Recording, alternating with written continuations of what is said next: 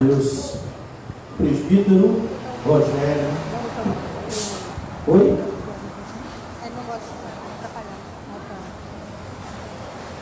Pai do Senhor, povo de Deus, boa noite. Quem trouxe a palavra de Deus? Se não trouxe, até vai puxar. Trouxeram? Amém. Abra então sua Bíblia no Evangelho de João, capítulo 3, versículo 16. Alguém conhece de cor esse versículo? Alguém conhece o versículo 16 do capítulo 3 de João? Ninguém conhece? Hã? Não me envergonhe, povo de Deus.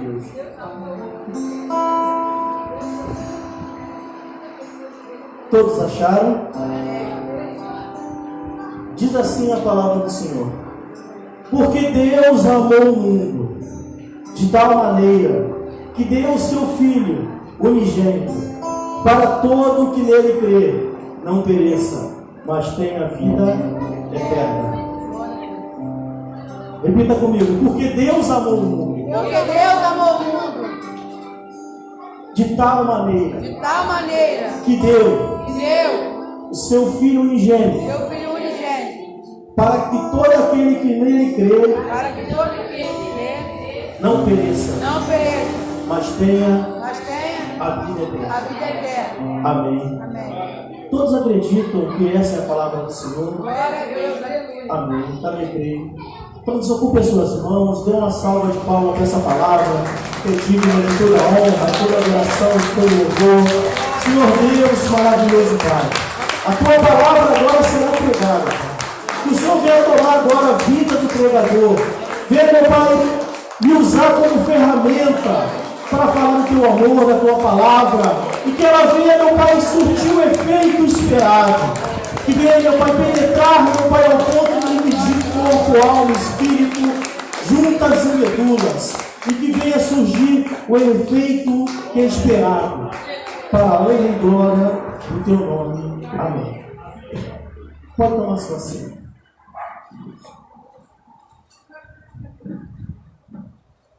Eu estava preparando uma mensagem para trazer essa noite. E das que eu preparei até hoje, essa foi que eu achei mais dificuldade. Porque Deus botou no meu coração de falar sobre o amor dele, falar sobre o amor de Deus. Só que a própria palavra, ela não tem como expressar. O versículo bíblico fala que Deus amou o mundo de tal maneira. Ele não conseguiu expressar. Se o próprio Deus sentiu dificuldade de expressar o seu amor, a forma do seu amor, imagina eu como ser humano. Então vai ficar um pouco difícil da gente expressar de uma forma tão plena o amor de Deus. Eu gostaria que todos os obreiros sentassem aqui para ouvir a palavra, por gentileza. Todos que puderem, sentem aqui agora, nesse momento. Gostaria que ninguém ficasse disperso.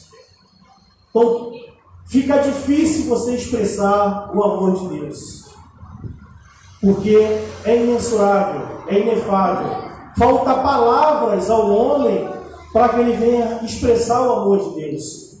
E eu estava meditando nessa semana na palavra, e Deus falou comigo de algumas maneiras, e eu gostaria de expressar isso para vocês.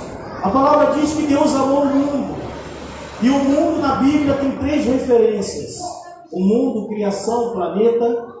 Você vai encontrar 3 formas que Deus vai usar a palavra mundo na Bíblia. A primeira é o planeta, a construção, ou seja, a terra, mar, sol, animais. A segunda que você vai ver é o mundo, o sistema pecaminoso que está dominando o nosso planeta. Ele fala: não se torneis amigo do mundo, porque aquele que se torna amigo do mundo é inimigo de Deus. E a terceira parte que você vai encontrar é toda a humanidade. Aqui, quando Deus fala que Deus amou o mundo, Ele não amou o planeta. mas ele amou o ser humano, todos que habitam na face da terra. E eu fiquei meditando nisso, e Deus falou muito forte comigo a respeito de ele amar o mundo, porque nós temos restrições para amar, nós escolhemos quem vamos amar, mas Deus não escolhe quem ele vai amar, o amor dele é incondicional. Só que eu fiquei meditando na palavra, e ele me trouxe uma palavra. Os que têm mais idade vão saber do que eu estou falando. Teve momentos que nós vivemos aqui nessa terra, onde a palavra do homem tinha peso. A pessoa confiava na palavra do outro. E quando você morava em cidade pequena, então, era comum um dono de uma bodega, uma mercearia, fazer as vendas fiado. Então a pessoa ali comprava o arroz, comprava o feijão e pagava depois. E Deus me trouxe uma parábola em relação a isso. No final todos tinham que pagar suas contas. E ele me fez uma ilustração a respeito disso. Porque lá na bodega, na venda, na mercearia, tinha várias coisas para vender. Tinha arroz, tinha feijão, tinha leite, tinha cachaça, tinha cerveja, tinha cigarro. Então tinha várias opções para que a pessoa pudesse consumir e ficar devendo ali. E Deus falou: o dono dessa venda sou eu. E todos me devem. Só que uns devem proveniente de uma compra de uma cachaça, outra de um cigarro, outra de um arroz, outra de um feijão. Mas não interessa qual é a sua dívida. O que interessa é que você me deve. E o que ele quer me dizer com isso? O que ele falou comigo? Falou: você não acha que você é mais digno do que um homossexual porque você prega a palavra? Você não acha que você é melhor do que um viciado porque hoje eu te lavei com o meu sangue? Porque você me devia. Você era devedor. E todos me devem. Todo o planeta me deve. Só que a dívida foi contraída através de um cigarro, ou de uma cerveja, ou de um arroz ou do feijão. E se você se colocar na situação do dono da mercearia, você não quer saber se ele te deve por causa de um arroz ou do feijão ou do cigarro. Você quer receber. Se ele comprou o cigarro, ou se ele comprou a cerveja, ou se ele comprou o leite para o filho dele, isso não te interessa. O que te interessa é que você quer receber o que a pessoa te deve. E eu entendi, toda a humanidade é devedor a Deus. Aí tu vai me perguntar: o que é a dívida, Clóvis? Vou falar: a dívida é o pecado. A oração que Jesus nos ensinou, ele fala: perdoais os nossos devedores, por perdoar as minhas dívidas, como eu perdoo os meus devedores. Aí algumas versões falam: perdoa as minhas ofensas, como eu perdoo aqueles que têm me ofendido. Ou seja, a dívida é o pecado. E todo ser humano que está na face da terra está devendo a Deus. Não tem um que escape. Por isso que ele deu por todo mundo. Ele não fez ali uma exclusão.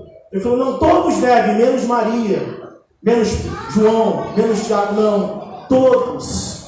Aí Romanos 3:23 fala: todos pecaram e destituídos estão da glória de Deus. Ele poderia falar: todos pecaram, menos Tiago, menos Pedro, menos João. Mas ele não fala isso. Ele fala: todos pecaram e destituídos estão da glória de Deus. Então todos nós estamos em dívida para com Deus. Todos somos devedores. Só que as nossas dívidas ficam contraídas de maneira diferente. Umas foi proveniente de uma coisa e outras proveniente de outra coisa. Eu não pequei de uma maneira, mas pequei de outra. Então todos nós estamos no mesmo patamar. Não tem um sequer que possa bater no peito e falar: não, eu não me encontro em dívida com Deus. Não existe um na face da terra. Todos estão devendo. E eu continuando meditando nessa palavra, eu comecei a identificar em Deus coisas que não tem como você explicar. Porque se nós olhássemos qualquer ser humano que nós não concordamos com aquela prática, que é pecado, nós conseguimos trazer julgamento sobre ela. Esse merece isso, esse merece aquilo. Só que nós estamos na mesma situação. Nós estamos sujeitos à mesma condenação. E Deus fala que Deus amou o mundo de tal maneira, ele diz, ele não consegue expressar o amor que ele sente pelo ser humano. E o que é engraçado que eu fiquei pensando é que Deus ele é onisciente, onipresente e onipotente. São três características que só Deus tem. E a onisciência é o fator dele saber todas as coisas. Ele sabe de tudo. Agora, como é que ele sabia que ele ia mandar o seu filho nessa terra para pregar o amor, para curar, para tirar doenças, para levantar paralítico da cadeira de roda, para tirar a lepra de cima do leproso, para dar a vista aos cegos, para ressuscitar o morto? Por que um ser desse merece ser morto? Como é que ele sabia que alguém iria matá-lo? Porque um ser desse não merece. Quando nós julgamos alguém, nós temos a consciência de que aquela pessoa é merecedora de sofrer uma punição. Mas qual foi o erro que Jesus cometeu para que ele houvesse ter tamanha pena, tamanho castigo? E como é que ele sabia? Porque na nossa consciência humana, um ser desse não merece ser castigado. Quanto mais apanhar, botar um manto, onde que o seu corpo está dilacerado, banhado em sangue, quando arrancam aquele manto, o sangue que já coagulou naquele tecido, e se prendeu aquele tecido, quando é arrancado, arranca a sua pele junta, que fica em carne viva, coloca-se uma coroa de espinho. O espinho que tinha naquela região era um espinho de uma espécie que tem 10 centímetros, que perfura seu crânio, leva um açoite com 40 chibatadas, num instrumento chamado azorrague, que tem a capacidade de dilacerar o corpo humano. Depois colocam ele em cima de um madeiro. Como é que conseguem fazer isso com um ser que só fez o bem? Como é que vamos entender isso? Aí eu voltei naquela ilustração que eu estava fazendo. Eu já vi casos na televisão onde quem estava devendo mata o seu credor. Não era o caso contrário. Mas é como se o irmão Rogério estivesse me devendo e ele me matar. Era o inverso. Onde eu que teria que matá-lo, porque ele está errado. Mas teve casos que foi o contrário. Aí eu fiquei imaginando isso, eu fiquei pensando nisso, querendo refletir e entender por que fizeram isso com o Senhor Jesus. Aí eu entendi uma coisa, que Deus ele tem o poder de saber o que vai acontecer no futuro. Ele sabe disso. Mas quem determina o seu futuro é você. Não significa que ele sabe quantos anos eu vou morrer, quantos dias, quantas horas, de que forma que eu vou morrer, que ele vai escolher por mim se eu aceito que ele perdoe a minha dívida ou não. Quem decide isso sou eu. Deus sabe se eu vou morrer pregando o Evangelho ou se eu vou morrer no mundo. Mas não significa que ele escolheu que eu viesse passar meus últimos dias de vida no mundo. Deus sabe se você vai morrer com 20 anos, com 30, com 40, com 50. E se você também irá se reconciliar com ele ou não. Ele sabe o que vai acontecer, mas não significa que ele tomou a decisão por você. A decisão somos nós que tomamos. Somos nós que decidimos. Aí quando me perguntar, Clóvis, o que isso tem a ver? Vou te explicar. Vou falar 3 passagens bíblicas que exemplificam isso. Deus mandou um profeta chamado Jonas e pregar numa cidade chamada Nínive. Jonas fugiu, todo mundo sabe dessa história. Ele foi para Tarsis. Ele fugiu porque os moradores daquela cidade eram perversos, eram homens sanguinários. E ele temia pela sua vida. E ele obedeceu a Deus depois de fugir, né? Na segunda vez que Deus falou com ele, ele foi até aquela cidade e pregou a cidade. E era necessário 3 dias para ele atravessar a cidade pregando. No primeiro dia que ele começou a pregar, a cidade se arrependeu dos seus pecados e se voltou ao Senhor. Se vestiram de pano de saco, se jejuaram e ali tomaram uma posição diferente. Falou: quem sabe Deus não volte atrás e revogue a sua decisão. E Jonas ficou muito irritado. Porque aos olhos de Jonas, eles não poderiam, ou eles não, era melhor que eles não aceitassem a pregação e que todos morressem e fossem para o inferno. Jonas ficou muito irritado. Falou: Deus, é por isso que eu não queria vir, porque eu sei que o Senhor é um Deus misericordioso, um Deus bondoso, que não tem prazer na morte do ímpio. Eu sabia que isso ia acontecer. Aí Deus, para mostrar para Jonas o amor que ele sente, Jonas, quando estava dormindo, Deus fez brotar uma árvore que cobriu Jonas. E o sol estava muito forte, fez aquela sombra gostosa. Jonas dormiu, descansou. Aí Deus mandou a lagarta ferir aquela árvore e a árvore morreu, secou. E o sol começou a castigar Jonas.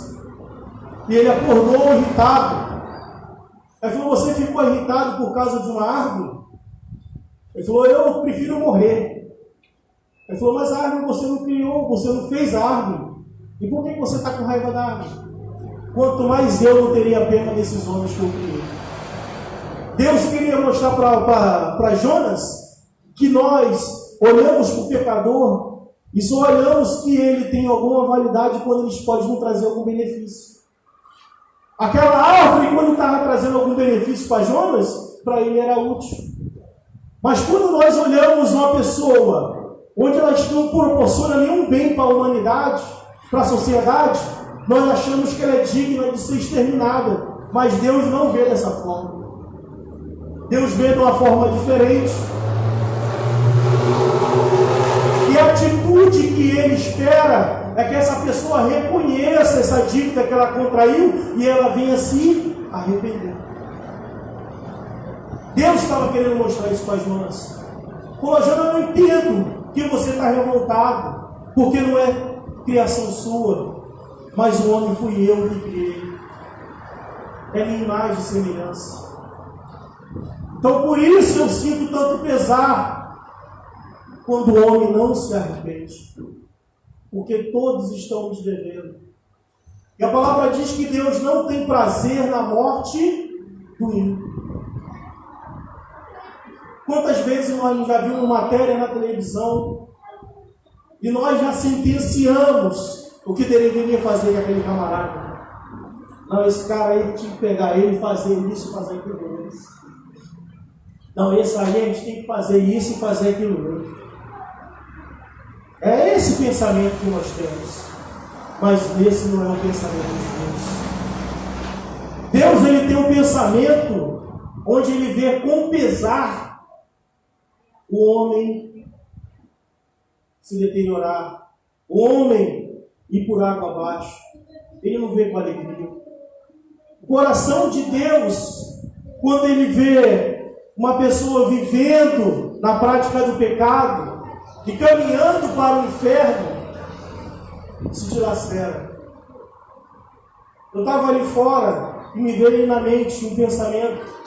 A gente costuma falar que o reino de Deus tem ruas com um chão de ouro, né? Pedras preciosas. A gente consegue descrever o céu e fala assim, ó: os olhos não viram e os ouvidos não ouviram e nunca penetrou no coração do homem o que Deus tem preparado para aqueles que o amam. Falei, muito bom isso. Agora, eu acredito que também o que tem preparado para aqueles que não amam a Deus, a gente também não consegue explicar. Eu acho que o inferno é tão terrível que não tem como nós conseguirmos descrever. É horrível. Um tempo atrás eu vi um vídeo que me cortou o coração. O camarada pegou um rapaz que era ladrão de gado e ele cortou os 2 braços e as 2 pernas do cara, vivo. O cara vivo, ele cortou os 2 braços e as 2 pernas. E eu olhei aquilo e na hora eu não consegui nem ver o vídeo. E o camarada era ladrão. Eu estava ali fora, agora Deus falou, isso aí é fichinha perto do inferno. Essa visão que você teve é pouco. É por isso que eu não quero contra a palavra. É por isso que eu mando vocês se reunirem e pregar a palavra. Porque quando eu vejo isso, meu coração se despedaça. E eu quero que vocês sintam a mesma coisa. Eu quero que você veja o seu pior inimigo e não deseje isso para ele. O pior homem que você pode pensar na face da terra. Não queira isso para ele. Vá lá e pregue para ele. Eu não quero isso para o pior homem, que você não tem ideia. Porque ali foi uma tortura de 2 minutos, se eu não me engano, tinha um vídeo. Lá não. Lá é choro e ranger de dente eternamente.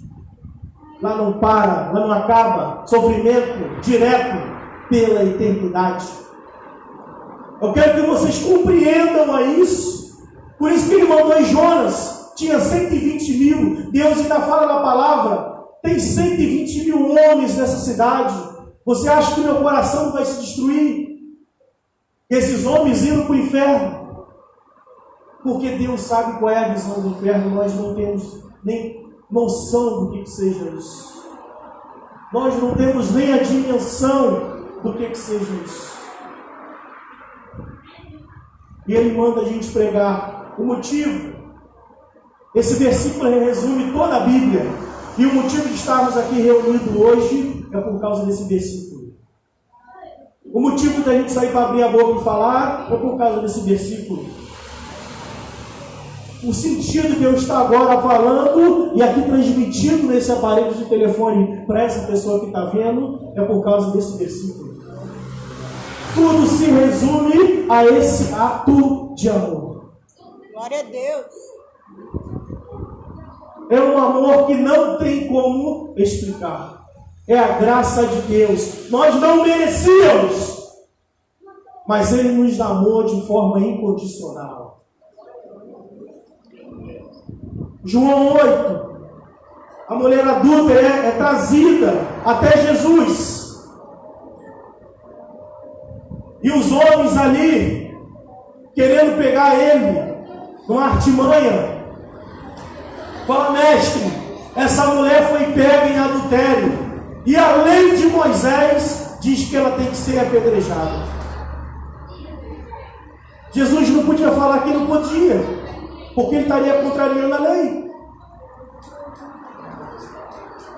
E se ele falasse que podia apedrejá-la, ele estaria, o seu discurso de amor cairia por terra. Que amor que ele pregava? Tudo que ele falou durante toda a sua trajetória, durante todo o seu ministério, ia cair por terra naquele momento. Cadê o amor que ele falava? E Jesus começa a ouvir os depoimentos e escrever no chão. A palavra não revela o que ele escrevia, mas alguns estudiosos dizem que ele começou a escrever o decálogo, que é as leis. Por quê? Porque a palavra diz que se você caiu num só mandamento, você é culpado de todos os outros. Então não é porque você cometeu idolatria e eu cometi um homicídio, estamos em classe diferente. Nós estamos na mesma situação. Aquela mulher foi pega em adultério, mas naquela relação alguém estava inserido. E ele começou a escrever.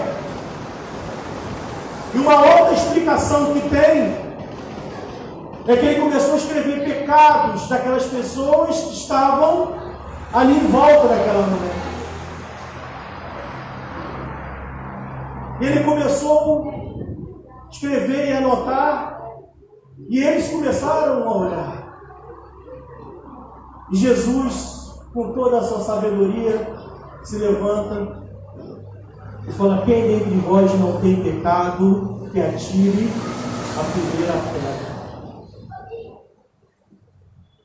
E numa situação dessa, o primeiro que atirava a pedra, se soubesse algum erro dele, ele seria o próximo a ser apedrejado, de acordo com a lei. E a palavra diz que dos mais velhos até os mais novos começaram a se retirar. Porque o mais velho tem mais consciência e já cometeu mais pecados. E a palavra diz que eles foram pegos na sua consciência e começaram a se retirar um por um. O Senhor Jesus se levanta, fala: mulher, onde estão os seus acusadores? Falou: não, nenhum. Falou: se eles não te condenam, nem eu. Mas vai e não peques mais. Glória a Deus. Isso é a graça de Deus.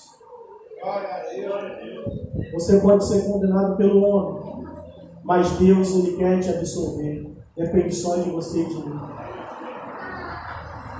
O homem é assim, o homem condena,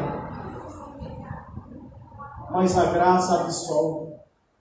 Nós estaríamos todos condenados, mas foi pelo amor, pela graça de Deus, que nós conseguimos a absolvição.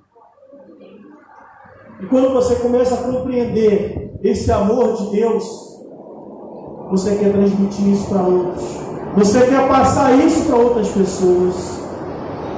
Quando você começa a entender que você não era digno de ser absolvido, que você estava condenado ao inferno, mas um ato de amor vai te levar para um lugar onde você não merecia, e você não merecia nem isso, nem eu. Você também quer levar outras pessoas contigo. Você quer ir, mas você também bota no teu coração o desejo de levar outras pessoas. Esse é o amor de Deus. A lei que eles trouxeram de Moisés foi escrito em Êxodo em pedras. E quando Moisés desceu e o povo estava na baderna, Moisés quebrou as pedras. E Deus falou: essa eu escrevi, mas a próxima você que vai escrever. A lei foi escrita por Moisés. Tanto que ele falou na lei de Moisés. Mas a graça escreve na terra. Porque na pedra você não tira os seus erros, os seus pecados, mas na terra você apaga. Foi isso que ele fez. Ele apagou os nossos pecados, os nossos erros. Ele fala: dos seus pecados eu não me lembrarei mais. Glória a Deus. Esse é o amor de Deus. Não tem como descrever. Porque a palavra diz que ele não tinha beleza nem formosura. Mas eu acho que esse versículo tinha que ser para a gente. Porque o que nós temos de bom para chamar a atenção de Deus? O que nós temos de valor para que Deus venha nos amar assim?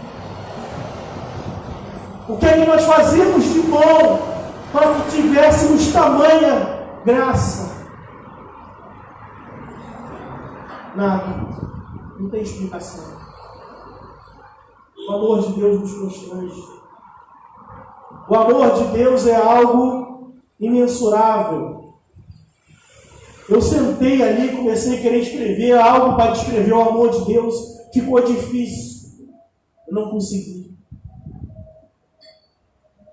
É imensurável. Quando nós olhamos para uma pessoa de rua, o que nos chama a atenção é o estado físico dela. é sujeira, é o mau cheiro. Mas Deus não. Deus olha o cheiro da alma. Ele olha a alma. Quando nós olhamos para uma pessoa que comete homicídios, assassinatos, nos traz revolta. Em Deus não traz pesar, traz tristeza. Nós ficamos revoltados quando olhamos a uma pessoa que tem um comportamento onde nós não aprovamos. Deus não olha com revolta, mas Ele olha com tristeza. Tamanho é o seu amor, porque Ele não quer que essa pessoa se perca. É algo indescritível. Fica difícil de conseguir expressar. Todos nós sabemos que os 12 que foram escolhidos por Jesus o abandonaram. Mas tem um que ficou gravado, que foi Pedro. Porque todos eles negaram ao Senhor Jesus. Não foi só Pedro. Mas Pedro ficou evidente. E a palavra diz que Pedro negou Jesus 3 vezes. E o galo cantou. Quando Jesus ressuscitou, primeiro foi 2 mulheres que o viram.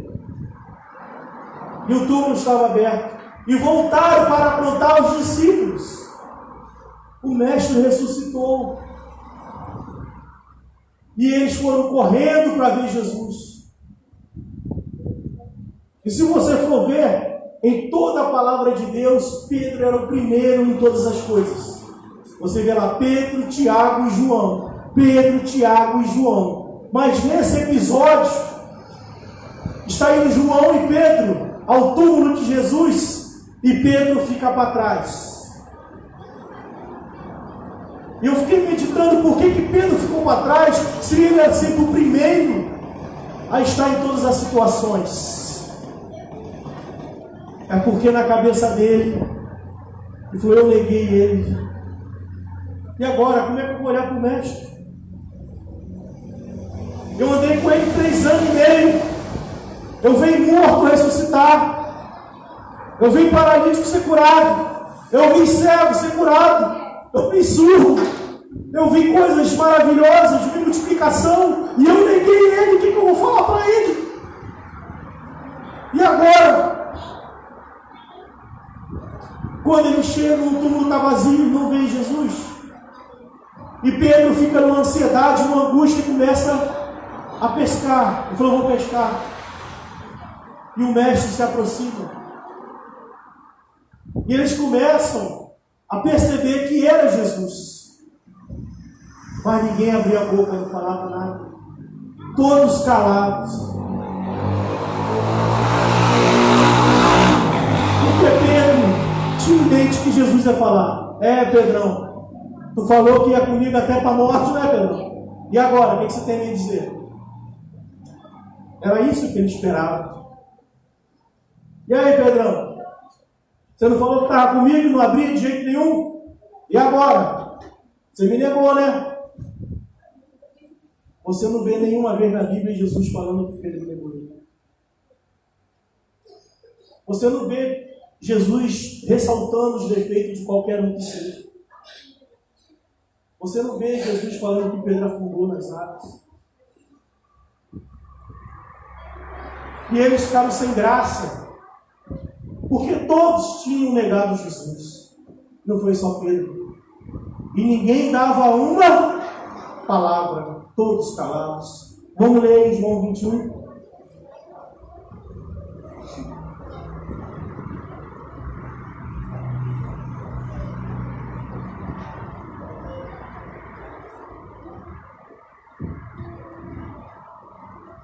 João, capítulo 21, versículo 1.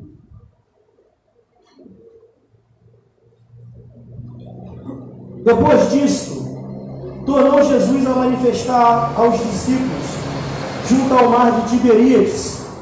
E foi assim que ele se manifestou. Estavam juntos Simão Pedro, Tomé, chamado Dídimo, Natanael, que era de Caná da Galileia. Os filhos de Zebedeu e mais 2 de seus discípulos. Disse-lhe Simão Pedro: vou pescar. Disseram-lhe os outros: também nós vamos contigo. Saíram e entraram no barco, e naquela noite nada apanharam. Mas ao clarear de madrugada, estava Jesus na praia. Todavia os discípulos não reconheceram que era ele. Perguntou-lhe Jesus: filhos, tendes aí alguma coisa de comer? Respondeu-lhes: não. Então lhes disse: lançai a rede à direita do barco e achareis. Assim fizeram, e já não podiam puxar a rede, tão grande era a quantidade de peixes. Aquele discípulo a quem Jesus amava disse a Pedro: é o Senhor. Simão Pedro, ouvindo que era o Senhor, cingiu-se com sua veste, porque se havia despido, e lançou-se ao mar. Mas os outros discípulos vieram no barquinho, puxando a rede com os peixes, porque não estavam distantes da terra, senão quase 200 côvados. Ao saltar em terra, viram ali umas brasas em cima, peixes, e havia também pão. Disse-lhe Jesus: trazei alguns dos peixes que acabaram de pegar. Simão Pedro entrou no barco e arrastou a rede para a terra, cheia de 153 grandes peixes, e não obstante serem tantos, a rede não se rompeu. Disse-lhe Jesus: vinde, comei. Nenhum dos discípulos ousava perguntar-lhe: quem és tu? Porque sabia que era o Senhor. Veio Jesus, tomou o pão e lhe deu, e de igual modo o peixe. E já era esta a terceira vez que Jesus se manifestava aos discípulos, depois de ter ressuscitado entre os mortos. Pedro se disfarçou, se vestiu e ficou calado. E ninguém ousava dar uma palavra. Todos sabiam que estava em dívida, estava errado. Depois de testemunhar, pão se multiplicar, peixe, paralítico ser curado, morto depois de 4 dias ressuscitar, e tudo mais que eles viram, ainda negar Jesus, ele falou: para a gente não tem solução. Se a gente falar, nossa situação se complica. E eles acharam que Jesus ia chegar descascando eles. Mas não foi essa a reação do Senhor. Não é assim que Deus age. O nosso Deus é o Deus de amor. Glória a Deus. É o Deus que faz a diferença. Continuando. Versículo 15. Depois de terem comido, perguntou Jesus a Simão Pedro: Simão, filho de João, ama-me mais do que estes outros?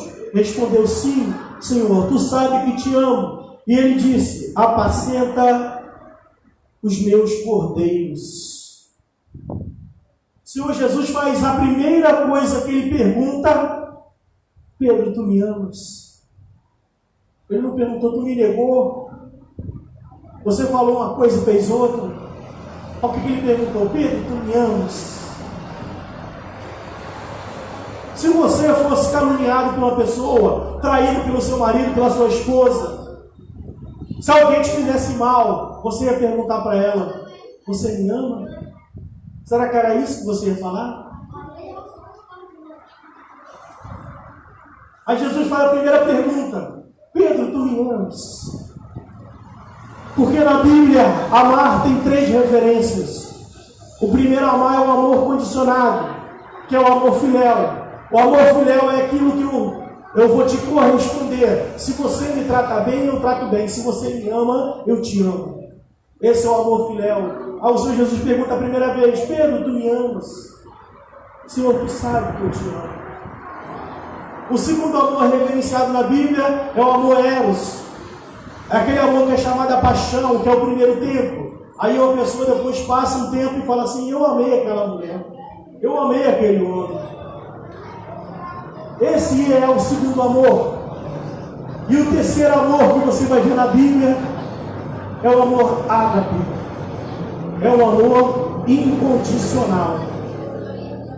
É um amor que não depende da reação da outra pessoa. Você decide amar e pronto, acabou. Independente do que ela faça. Esse é o amor de Deus. Glória a Deus. É um amor que não depende do que a gente faz. Porque se dependesse do que nós fazemos, todos estaríamos condenados.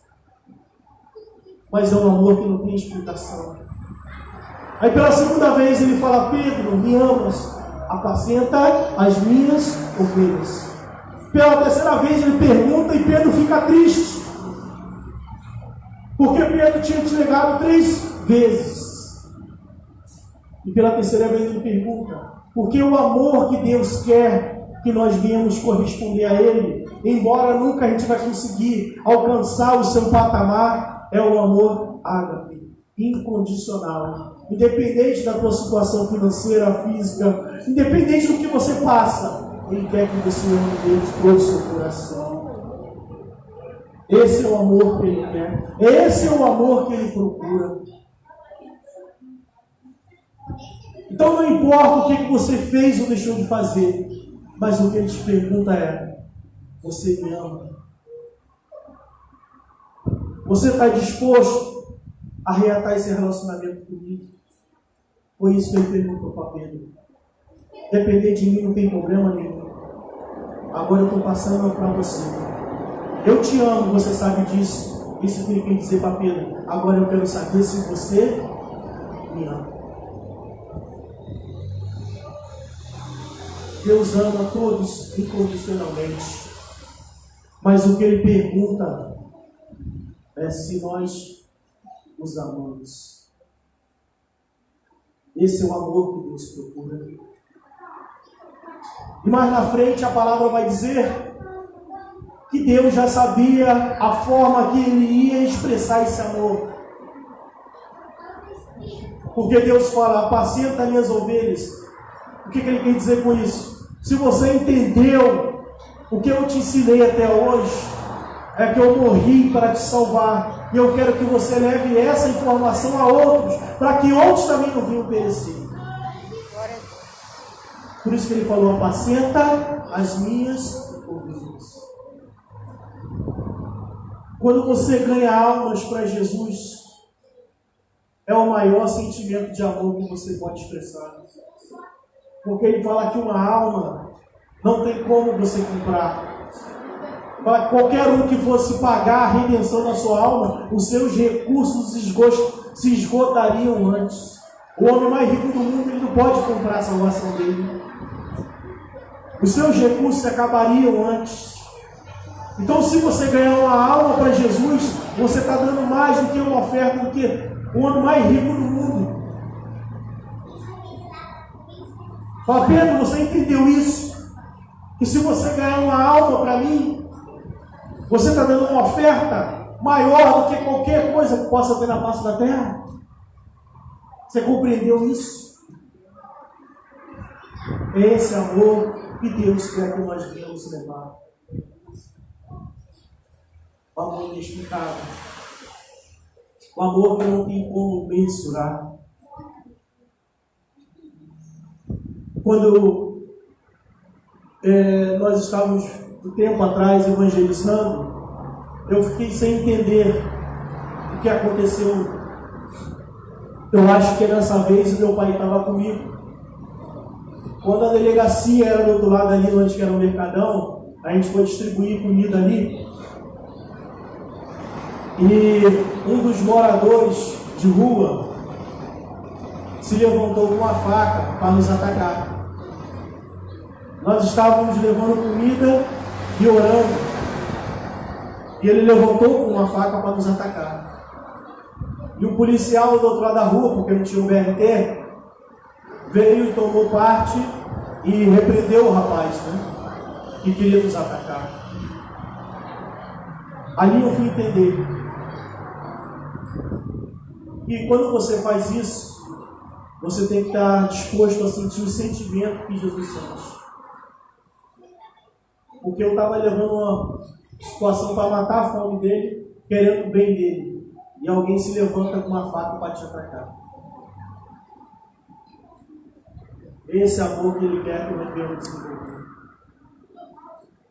Situações semelhantes a essa podem acontecer.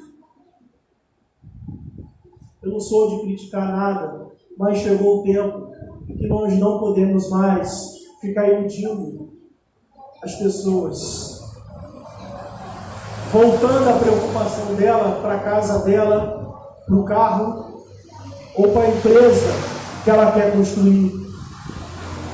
Nós não temos tempo para ficar perdendo com isso. Nós não temos tempo para ficar voltando o foco das pessoas para os prazeres momentâneos que essa vida pode oferecer. Nós não temos esse tempo. Chegou o tempo de levar o verdadeiro amor de Deus e a verdade que é a palavra. Que esse amor está disponível hoje, mas ele tem um prazo de validade. Não porque Deus vai mudar de ideia, mas é porque nós vamos descer a cova um dia. Então o nosso tempo é enquanto nós temos fôlego de vida. Deus é eterno, mas nessa carne nós não somos eternos. Então chegou o tempo de levarmos a verdadeira mensagem do Senhor. Eu não posso ficar iludindo o ser humano, dizendo que a solução do problema dela vai ser uma cura de uma doença, vai ser a empresa que vai prosperar, ou a casa que ela não tem, ou o carro que ela não tem. Porque se ela ficar curada, um dia ela vai morrer. Se ela conseguir 10 carros, os carros vão ficar aqui. Se ela conseguir 10 imóveis, os imóveis vão ficar aqui. Eu tenho que fazer ela entender que a alma dela vale mais do que tudo isso. Glória a Deus. Ela tem que compreender isso. Esse versículo quer dizer isso. Eu não morri para que você compre um carro novo. Eu morri, Jesus fala isso. Eu quero que vocês falem para ele que eu morri para que ele não vá para o inferno.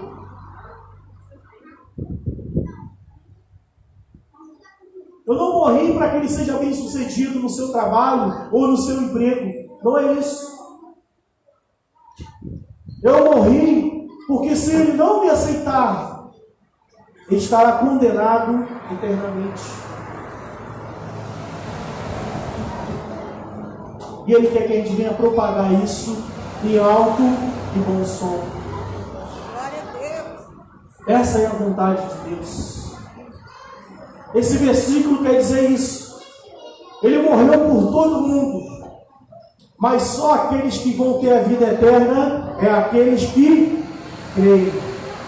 Porque todo aquele que nele crê não vai perecer, mas vai ter a vida eterna. Glória a Deus. Temos que falar isso em alto e bom som. Chegou o momento de nós anunciarmos a verdadeira e genuína palavra. Eu não sei e não quero saber a outros que pregam, mas a minha pregação sempre vai ser essa. Porque eu compreendi que não tem nada maior do que o sacrifício de Cristo para nos salvar. Glória a Deus. Aleluia. Quem quiser pregar o que quiser, pode falar à vontade. Mas toda vez que eu tiver a oportunidade de falar, eu vou falar que ele morreu no meu e no seu lugar para pagar as nossas vidas.